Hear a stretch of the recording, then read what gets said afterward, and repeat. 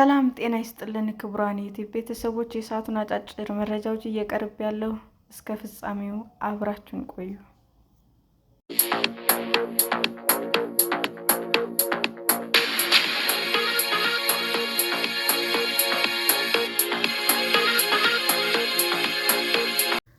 እስራኤል በጋዛ አውቶቡስ ላይ በፈጸመችው ጥቃት 11 ሰዎች ተገደሉ።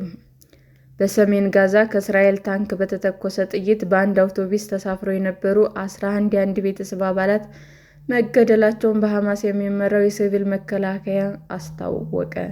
የአቡ ሻባን ቤተሰብ አባላት ናቸው የተባሉት ሟቾቹ አርብ ምሽት ላይ በጋዛ ከተማ ዘይቱን ሰፈር የሚገኝ ቤታቸውን ለማየት እየሄዱ ነበር ተብሏል። ይህ ከ8 ቀናት በፊት የተኩስ አቁም ስምምነት ከተጀመረ ወዲህ በጋዛ በእስራኤል ጦር የተፈጸመ እጅግ አስከፊ ክስተት ነው። የእስራኤል ጦር ወታደሮቹ በጋዛ የእስራኤል ጦር የሚገኝበትን እና ቢጫ መስመር በሚል የተከለለውን አካባቢ ያለፈ አጠራጣሪ መኪና ላይ መተኮሳቸውንም ገልጿል።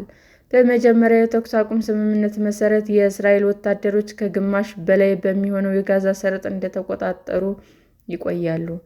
የሲቪል መከላከያ ቃል አቀባይ መሐመድ ባሳል ለኤኤፍፒ የዜና ወኪል እንደተናገሩትም ግለሰቦቹ የተገደሉት በአካባቢው የሚገኘውን ቤታቸውን ለማየት ሲሞክሩ ነው። ከሟቾቹ መካከል ሴቶች እና ሕፃናት እንደሚገኙበትም የሲቪል መከላከያው አስታውቋል። የእስራኤል መከላከያ ኃይል ዓርብ ዕለት አጠራጣሪ መኪና የእስራኤል ወታደሮች በሚንቀሳቀሱበት በሰሜን ጋዛ ሰርጥ ቢጫውን መስመር አቋርጦ የቀረበ እንደነበረ ተለይቷል በማለት በተሽከርካሪው ላይ ማስጠንቀቂያ ጥይቶችን መተኮሱንም ተናግሯል። ተሽከርካሪው ወደ ወታደሮች ተጨባጭ ስጋት በሚፈጥር መልኩ መጠጋቱን በመቀጠሉ እና በተደረሰው መግባባት መሰረት ወታደሮቹ ጥቃቱን ለማስወገድ ተኩስ ከፍተዋል ብሏል። ሐማስ ቤተሰቡ ያለ ምክንያት ኢላማ እንደተደረጉ ተናግሯል። የእስራኤል መከላከያ ፍልስጤማውያን በጋዛ በቁጥጥር ስር ባሉ አካባቢዎች እንዳይገቡ አስጠንቅቋል። የኢንተርኔት አገልግሎት ውስን በመሆኑ ብዙ ፍልስጤማውያን የእስራኤል ወታደሮች ያሉበትና ቢጫ መስመር የተባለው የቱ እንደሆነም አያውቁም። ይህ መስመር በመሬት ላይ ባለመከለሉ አውቶቡሱ የቱ ጋር መስመሩን እንዳቋረጠ ግልጽ አይደለም። ቢቢሲ አደጋው የተፈጸመበት ስፍራ የሚያመለክት ኮኦርዲኔትስ እንዲሰጠው የእስራኤል ጦርን ጠይቋል። የእስራኤል መከላከያ ሚኒስትር እስራኤል ካትዝ ዓርብ ዕለት ሰራዊቱ የመስመሩን ቦታ የሚጠቁሙ የሚታዩ ምልክቶች እንደሚያስቀምጥም ተናግረዋል።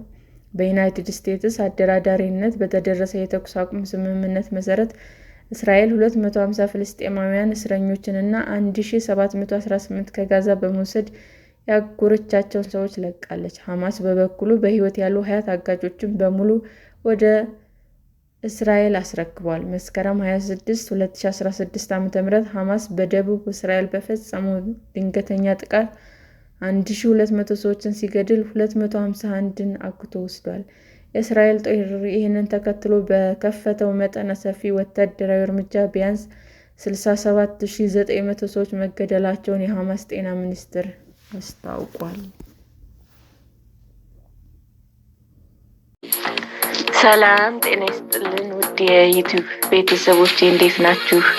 አዲስ ጀማሪ ነኝና ሰብስክራይብ ያደረጋችሁ አበረታቱኝ። አመሰግናለሁ።